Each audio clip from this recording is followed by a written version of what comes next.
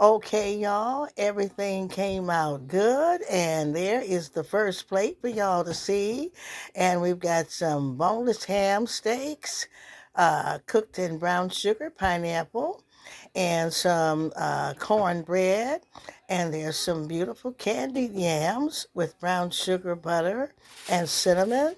And we've got also you can substitute that sugar, brown sugar for Splenda and honey if you want with that. And we have some beautiful collard greens with green peppers, ham, and we've got some cornbread, y'all. And so there, y'all, is the first plate for y'all.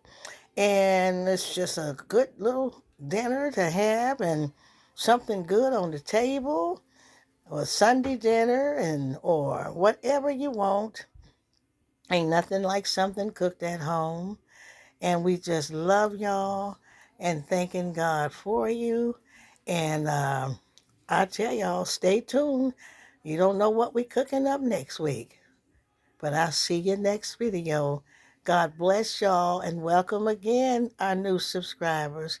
And we love you, family of subscribers. The Blessed Living Channel. Thank you for tuning in. Love y'all.